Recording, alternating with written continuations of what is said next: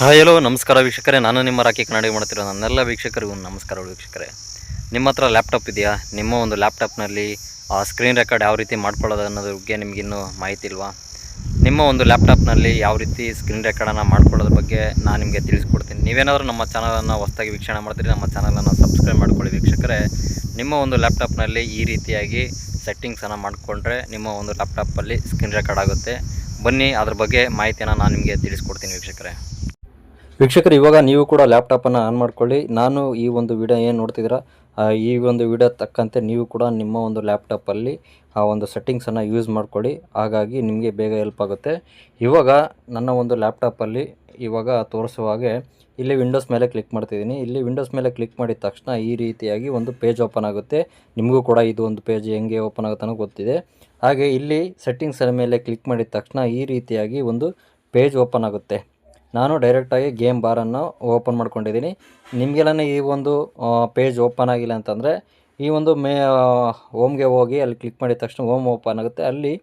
ಇಲ್ಲಿ ಕ್ಲಿಕ್ ಮಾಡಿದಾನಲ್ಲ, ಇಲ್ಲಿ ಕ್ಲಿಕ್ ಮಾಡಿದ ತಕ್ಷಣ ಒಂದು ಹೋಮ್ ಪೇಜ್ ಓಪನ್ ಆಗುತ್ತೆ. ಹೋಮ್ ಪೇಜ್ ಓಪನ್ ಆಗಿದ ತಕ್ಷಣ ಒಂದು ಗೇಮ್ ಬಾರ್ ಅನ್ನೋದು ಏನು ಇಲ್ಲಿ ಕಾಣ್ತಿದೆ ನಿಮಗೆ ಡಿಸ್ಪ್ಲೇ ಮೇಲೆ, ಅದು ಸ್ಕ್ರೀನ್ ರೆಕಾರ್ಡ್ನ ಒಂದು ಮಾಹಿತಿ. ಅಂದರೆ ಆ ಒಂದು ನಾವೇನು ಸ್ಕ್ರೀನ್ ರೆಕಾರ್ಡ್ ಮಾಡ್ತೀವಿ ಲ್ಯಾಪ್ಟಾಪಲ್ಲಿ ಅದ್ರ ಬಗ್ಗೆ ಒಂದಿಷ್ಟು ಮಾಹಿತಿಯನ್ನು ಈ ಒಂದು ಗೇಮ್ ಬಾರಲ್ಲಿ ಇಟ್ಟಿರ್ತಾರೆ.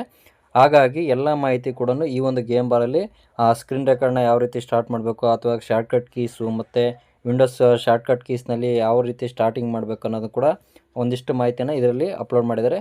ಈ ಒಂದು ಗೇಮ್ ಬಾರ್ ಬಗ್ಗೆ ನಿಮಗೇನೋ ಸಪ್ರೇಟಾಗಿ ಶಾರ್ಟ್ಕಟ್ ಕೀಸು ಮತ್ತು ಅದ್ರ ಬಗ್ಗೆ ವೀಡಿಯೋ ಬೇಕಂದ್ರೆ ಅದು ಕೂಡ ನೆಕ್ಸ್ಟ್ ಮಾಡ್ತೀನಿ. ಇಲ್ಲಿ ನಿಮ್ಮ ಶಾರ್ಟ್ಕಟಾಗಿ ಏನು ಹೇಳಬೇಕಪ್ಪ ಅಂತಂದರೆ, ನಿಮ್ಮ ಒಂದು ಲ್ಯಾಪ್ಟಾಪ್ನಲ್ಲಿ ಯಾವ ರೀತಿ ಸ್ಕ್ರೀನ್ ರೆಕಾರ್ಡ್ ಮಾಡ್ಕೊಳ್ಬೇಕು ಅನ್ನೋದ್ರ ಬಗ್ಗೆ ಈ ಒಂದು ಗೇಮ್ ಬಾರನ್ನು ಕ್ಲಿಕ್ ಮಾಡ್ಕೊಂಡು ಅಲ್ಲಿ ಅನೇಬಲ್ ಮಾಡ್ಕೊಂಡು ನೆಕ್ಸ್ಟ್ ಇಲ್ಲಿ ಒಂದು ನಿಮಗೆ ಪೇಜನ್ನು ಓಪನ್ ಮಾಡ್ಕೊಂಡು, ಅಂದರೆ ಕ್ರೋಮ್ ಪೇಜ್ ಓಪನ್ ಮಾಡ್ಕೊಂಡು ಇಲ್ಲಿ ಓಪನ್ ಮಾಡ್ಕೊಂಡಿದ್ದ ತಕ್ಷಣ ಇಲ್ಲಿ ನೀವೇನು ಕ್ಲಿಕ್ ಮಾಡಬೇಕಪ್ಪ ಅಂತಂದರೆ ವಿಂಡೋ ಮತ್ತು ಆಲ್ಟ್ ಆರನ್ನು ಕ್ಲಿಕ್ ಮಾಡ್ಬೇಕು. ಇಲ್ಲಿ ನಿಮಗೆ ತೋರಿಸ್ತಿದೆ ನೋಡಿ, ಇಲ್ಲಿ ವಿಂಡೋ ಪಕ್ಕದಲ್ಲಿ ಆಲ್ಟ್ ಇದೆಯಲ್ಲ, ಮತ್ತು ಇವೆರಡನ್ನು ಕ್ಲಿಕ್ ಮಾಡ್ಕೊಂಡು ಜೊತೆಗೆ ಆರನ್ನ ನೀವು ಕ್ಲಿಕ್ ಮಾಡ್ಕೊಳ್ಬೇಕಾಗತ್ತೆ. ನೋಡಿ ಇವಾಗ ವಿಂಡೋ ಮತ್ತು ಆರನ್ನ ಕ್ಲಿಕ್ ಮಾಡಿದ ತಕ್ಷಣ ಇಲ್ಲಿ ಸ್ಕ್ರೀನ್ ರೆಕಾರ್ಡ್ ಆಟೋಮೆಟಿಕ್ ಆಗುತ್ತೆ.